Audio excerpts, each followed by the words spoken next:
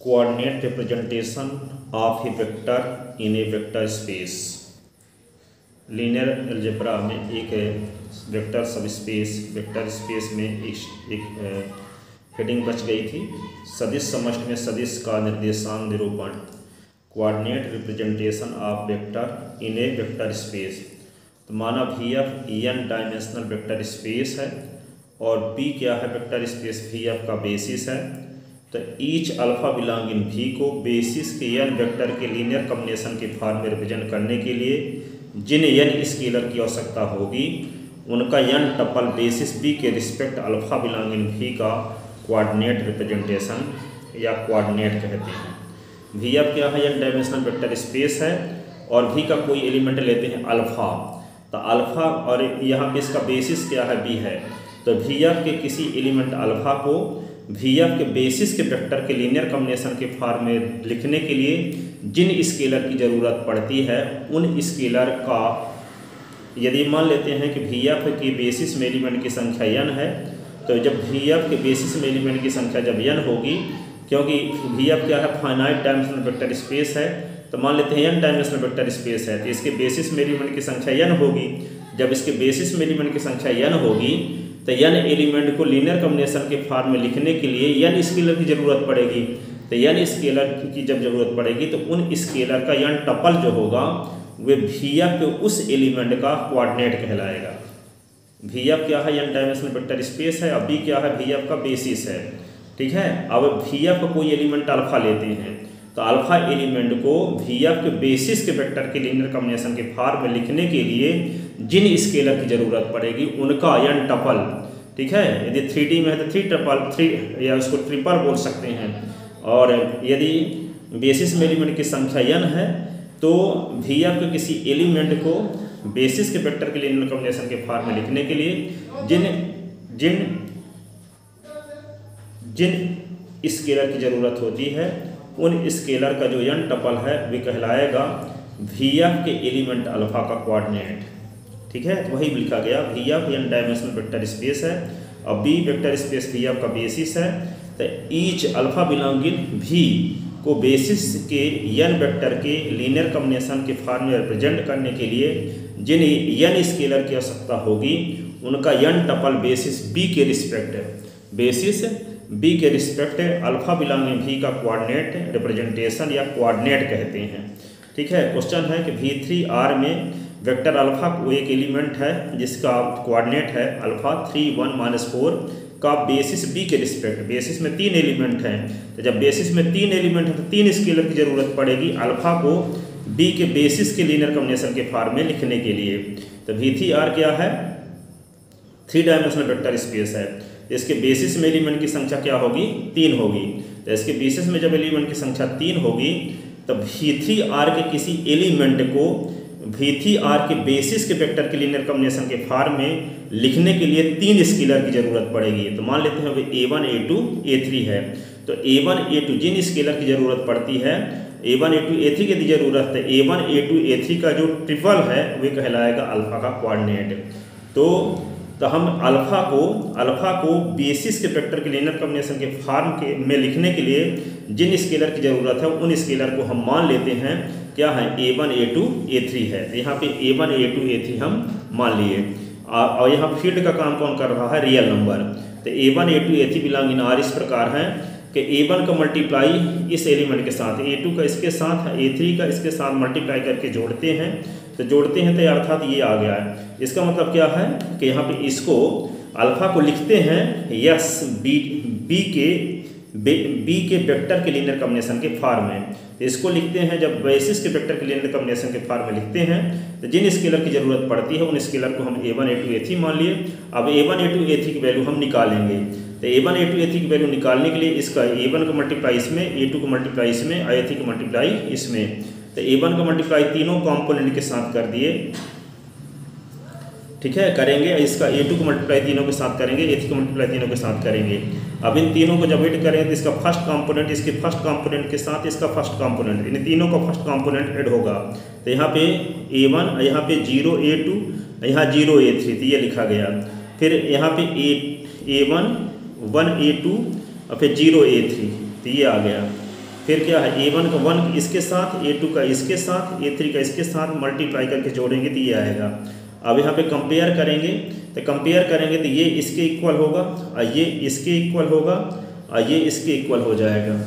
ठीक है, अब यहाँ पे जब कंपेयर करेंगे तो ये कंपोनेंट इसके इक्वल होगा, ये कंपोनेंट इसके इक्वल होगा और ये कंपोनेंट इसके इक्वल होगा। कंपेयर कर दिए और कंपेयर करें तो A1 की वैल्यू 3 होगी, A1 प्लस A2 की वैल्यू -1 होगी, A1 plus A2 plus A3 की वैल्यू 4 होगी। तो जब A1 की वैल्यू 3 हुई और A1 प्लस A2 की वैल्यू -1 हुई, A1 plus A2 plus A3 की वैल्यू 4 हुई, तो A1 प्लस A2, A1 की वैल्यू यहाँ रख दिए तो 3 plus A2 is equal to ये -1 और ये 3 को उधर ले जाएंगे तो क्या होगा, 3 इधर आएगा तो -1 -3, तो A2 की वैल्यू हो गई -4। तो A1 की वैल्यू 3, A2 की वैल्यू -4, तो A1 और A2 की वैल्यू यहाँ रख दिए 3 या -4 और A3 इज इक्वल टू 4, तो -1 आएगा यहाँ पे और A3 इज इक्वल टू 4, तो -1 इधर आएगा तो A3 इज इक्वल टू 4 + 1, तो A3 इज इक्वल टू क्या हो गया 5।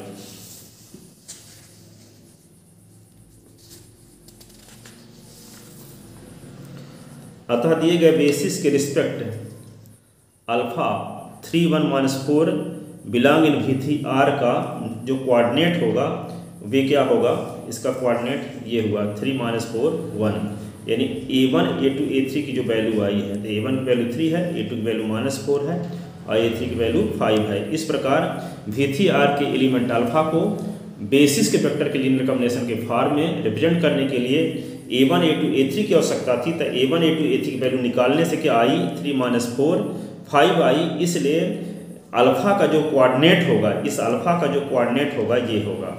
ठीक है, अब यहाँ पे क्या है, so that S is equal to ये वेक्टर स्पेस V3C, C क्या है कॉम्प्लेक्स नंबर का फील्ड है, तो V3C का बेसिस है और S के रिस्पेक्ट इस एलिमेंट का V3C के इस एलिमेंट का कोऑर्डिनेट भी निकालना है। ठीक है, तो S को V3C का बेसिस प्रूव करने के लिए हमें यह शो करना सफिशिएंट होगा कि S के वेक्टर क्या है लीनियर इंडिपेंडेंस है। तो S में 3 एलिमेंट हैं, S में 3 एलिमेंट हैं, तो 3 एलिमेंट को S में 3 एलिमेंट हैं तो 3 एलिमेंट को लीनियर कॉम्बिनेशन के फॉर्म में लिखने के तो कैसे, ये पहले हम ये प्रूव करेंगे कि S V3C का बेसिस है। इसके लिए दिखाना पड़ेगा कि S के वेक्टर लीनियर इंडिपेंडेंस हैं। तो S के वेक्टर लीनियर इंडिपेंडेंस तभी होंगे जब S में जितने एलिमेंट हो उतने स्केलर लें और स्केलर इन वेक्टर की मल्टीप्लिकेशन का सम 0 के इक्वल करके और A1 A2 A3 की वैल्यू निकालें। यदि A1 A2 A3 तीनों की वैल्यू 0 आ जाती है तभी हम कह पाएंगे कि S के वेक्टर क्या है लीनियर इंडिपेंडेंस हैं। और जब यहाँ पे जानते हैं कि V3C के स्टैंडर्ड बेसिस में एलिमेंट की संख्या 3 होगी, तो 3 एलिमेंट का कोई भी सेट जिसके वेक्टर लीनियर इंडिपेंडेंस हैं वह अनिवार्यतः V3C का बेसिस होगा। तो पहले हम ये दिखाएंगे कि S के वेक्टर लीनियर इंडिपेंडेंस है कि नहीं है। यदि हम ये दिखाने में कामयाब हो गए कि S के वेक्टर लीनियर इंडिपेंडेंस हैं, S के वेक्टर क्या है लीनियर इंडिपेंडेंस हैं, तो यहाँ पे V3C के स्टैंडर्ड बेसिस में एलिमेंट की संख्या 3 होती है, इसलिए 3 एलिमेंट का कोई भी सेट जिसके वेक्टर लीनियर इंडिपेंडेंस हैं वह अनिवार्यतः क्या होगा V3C का बेसिस होगा। तो हम पहले S के वेक्टर को लीनियर इंडिपेंडेंस दिखाने की कोशिश कर रहे हैं कि S के वेक्टर लीनियर इंडिपेंडेंस हैं कि नहीं है। इसलिए S में 3 एलिमेंट थे तो 3 स्केलर ले लिए, A1 A2 A3 belong in C क्या है यहाँ फील्ड है। इस प्रकार है कि A1 का मल्टीप्लाई फर्स्ट बेस के फर्स्ट कंपोनेंट के साथ, A2 का मल्टीप्लाई S के सेकंड कंपोनेंट के सेकंड एलिमेंट के साथ और A3 का मल्टीप्लाई S के तीसरे एलिमेंट के साथ करके मल्टीप्लिकेशन का सम 0 के इक्वल रख रहे हैं। और इसको सॉल्व करके हम यदि A1 = 0, A2 = 0, A3 = 0 दिखाने में कामयाब हो जाते हैं, इसका अर्थ ये होगा कि यहाँ पे S के जो वेक्टर हैं लीनियर इंडिपेंडेंस हैं। तो इसको सॉल्व करते हैं तो A1 को मल्टीप्लाई तीनों के साथ, A2 का तीनों के साथ, A3 का तीनों के साथ मल्टीप्लाई कर दिए, तो मल्टीप्लाई करने से ये रिजल्ट आ गया। अब इन तीनों ट्रिपल को जोड़ेंगे, तो ट्रिपल को जोड़ने का क्या तरीका है, इसका फर्स्ट कंपोनेंट इसके फर्स्ट कंपोनेंट के साथ इसका फर्स्ट कंपोनेंट, इन तीनों का फर्स्ट कंपोनेंट ऐड होगा पहले, फिर सेकंड कंपोनेंट ऐड होगा, फिर थर्ड कंपोनेंट ऐड होगा। ये लिख दिए 0 0 0। यहाँ A1 + A2 + A3 = 0, ये क्या होगा A2 + A3 = 0 और यहाँ पे A3 = 0। इस प्रकार A3 की वैल्यू आपको मिल गई क्या, A3 की वैल्यू क्या आ गई 0 मिल गई। A3 की वैल्यू 0 पहले से है। अब हम A2 + A3 की वैल्यू 0 है तो A3 की वैल्यू रख दिए तो A2 की वैल्यू भी 0 आ गई। अब यहाँ पे आपको A3 की वैल्यू भी 0 मिल गई, A2 की वैल्यू भी 0, तो यहाँ भी 0, यहाँ भी 0, तो A1 की वैल्यू भी 0। इस प्रकार हम देखते हैं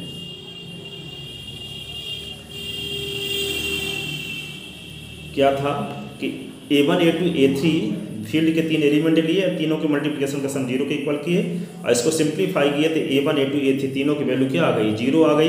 तो A1 की वैल्यू, A2 की वैल्यू, A3 की वैल्यू जब 0 आ गई, इसका मतलब क्या है कि S के वेक्टर लीनियर इंडिपेंडेंस हैं। अब यहाँ पे ये भी जानते हैं कि V3C क्या है, इसके भी स्टैंडर्ड बेसिस में एलिमेंट की संख्या 3 होगी, तो 3 एलिमेंट का कोई भी सेट जिसके वेक्टर लीनियर इंडिपेंडेंस है वह अनिवार्यतः V3C का बेसिस होगा। तो यस में 3 एलिमेंट भी हैं और उसके वेक्टर लीनियर इंडिपेंडेंस भी हैं और V3C के स्टैंडर्ड बेसिस में एलिमेंट की संख्या भी 3 होगी, इसलिए ये सेट क्या हुआ, V3C का बेसिस हो गया। अब हम ये कहते हैं, ये निकालना चाहते हैं कि V3C का कोई एक एलिमेंट दिया गया है ये, तो इस एलिमेंट का कोऑर्डिनेट निकालना चाहते हैं, बेसिस यस के रिस्पेक्ट है। तो यहाँ पे इस एलिमेंट को यस के वेक्टर के लीनियर कॉम्बिनेशन के फॉर्म में रिप्रेजेंट करने के लिए जिन स्केलर की जरूरत पड़ती है, तो मान लेते हैं वे स्केलर B1 B2 B3 हैं, तो B1 को मल्टीप्लाई इसके साथ कर दें, B2 को मल्टीप्लाई इसके साथ कर दें, B3 को मल्टीप्लाई इसके साथ करके इसके बराबर कर दें और फिर B1 B2 B3 की वैल्यू निकाल लें और B1 B2 B3 की वैल्यू जो आएगी वही कहलाएगी इस एलिमेंट का कोऑर्डिनेट, इस एलिमेंट का कोऑर्डिनेट। तो वही करेंगे हम आगे कि यस बेसिस हो गया। अब B1 B2 B3 field C में 3 स्केलर इस प्रकार हैं, किस प्रकार हैं कि B1 का मल्टीप्लाई हम करते हैं यस के पहले एलिमेंट के साथ, B2 का मल्टीप्लाई यस के दूसरे एलिमेंट के साथ और B3 का मल्टीप्लाई यस के तीसरे एलिमेंट के साथ। और यहाँ पे जो एलिमेंट दिया है जिसका कोऑर्डिनेट आपको निकालना है उसको लिख दिए, इसको सीधे उतार दिए, इसका मल्टीप्लाई कर दिए तीनों के साथ, मल्टीप्लाई करके सॉल्व किए तो ये आया। अब यहाँ पे हमको एक रिलेशन मिल गया, ये B1 + B2 + B3, यहाँ B2 + B3 + B3 कंपेयर करें तो B3 की वैल्यू ये होगी, B2 + B3 की वैल्यू ये होगी, B1 + B2 + B3 की वैल्यू ये होगी। तो यहाँ पे 3 इक्वेशन आए और इसकी मदद से सॉल्व करने के बाद B1 का रिजल्ट ये आ गया, B2 का रिजल्ट ये आ गया और B3 का रिजल्ट, B1 का रिजल्ट ये मिल ही चुका है, तो B2 आ गया। अब B2 और B3 की वैल्यू क्या करेंगे, B3 की वैल्यू यहाँ रख देंगे तो B2 की वैल्यू आ जाएगी। अब B1 और B2 की वैल्यू कहाँ रख देंगे, इसमें रख देंगे B2 और B3 की वैल्यू, तो यहाँ B1 की वैल्यू आ गई। इस प्रकार B1 B2 B3 मिल गए। तो जो एलिमेंट यहाँ पे दिया गया था इस एलिमेंट का कोऑर्डिनेट निकालना था, तो इस एलिमेंट को बेसिस के वेक्टर के लीनियर कॉम्बिनेशन के फॉर्म में रिप्रेजेंट करने के लिए जिन स्केलर की जरूरत थी उन स्केलर को हम B1 B2 B3 माने और B1 B2 B3 की वैल्यू निकाले, तो B1 और B2 B3 की वैल्यू यहाँ पे ये आई, ये B1 की वैल्यू है, ये B2 की वैल्यू है और B3 की वैल्यू। तो यही इसी का जो ट्रिपल होगा वे दिए गए पॉइंट का, इस पॉइंट का क्या कहलाएगा, इस पॉइंट का कोऑर्डिनेट कहलाएगा। तो कोऑर्डिनेट ये हुआ, ठीक है। तो यहाँ पे यस के रिस्पेक्ट कोऑर्डिनेट होगा ये, ठीक है। तो यहाँ पे कोई वेक्टर स्पेस दिया रहता है, वेक्टर स्पेस का कोई बेसिस दिया रहता है और उस वेक्टर स्पेस का कोई एक एलिमेंट ले लिया जाता है और उस एलिमेंट का कोऑर्डिनेट निकालने के लिए कहा जाता है। जैसे मान लेते हैं कि यहाँ पे क्या है, V3 R कोई वेक्टर स्पेस है, तो इसके स्टैंडर्ड बेसिस में एलिमेंट की संख्या क्या होगी, 3। इसका बेसिस आपको दिया है B, तो इसमें निश्चित रूप से 3 एलिमेंट होंगे, α1 α2 α3। अब हम V3 R का कोई एलिमेंट ले लें अल्फा बिलोंगिंग V3 R। अब अल्फा का कोऑर्डिनेट क्या है, तो अल्फा का कोऑर्डिनेट क्या होगा, बेसिस के वेक्टर के लीनियर कॉम्बिनेशन के फॉर्म में लिखने के लिए यहाँ पे अल्फा को बेसिस के वेक्टर के लीनियर कॉम्बिनेशन के फॉर्म में लिखने के लिए जिन स्केलर की जरूरत पड़ेगी, मान लेते हैं A1 A2 A3 की जरूरत पड़ती है अल्फा को बेसिस के वेक्टर के लीनियर कॉम्बिनेशन के फॉर्म में लिखने के लिए, तो जिन स्केलर की जरूरत पड़ती है A1 A2 A3, तो इसका जो ट्रिपल होगा वे कहलाएगा इस अल्फा का कोऑर्डिनेट। तो V3R क्या है, एक वेक्टर स्पेस है और B क्या है, इसका बेसिस है, ठीक है। और अल्फा क्या है, V3R का एक एलिमेंट है। तो अल्फा का कोऑर्डिनेट क्या होगा, अल्फा का कोऑर्डिनेट क्या होगा, अल्फा को B के बेसिस के यानी V3R के बेसिस के वेक्टर के लीनियर कॉम्बिनेशन के फॉर्म में लिखने के लिए जिन स्केलर की जरूरत पड़ती है उन स्केलर का ट्रिपल क्या कहलाएगा, अल्फा का कोऑर्डिनेट कहलाएगा। यही हम डिस्कस किए। आई होप आपको समझ में आया होगा। यदि ऐसा होगा, यदि ऐसा है तो ये वीडियो अधिक से अधिक स्टूडेंट को शेयर करें। Thank you so much.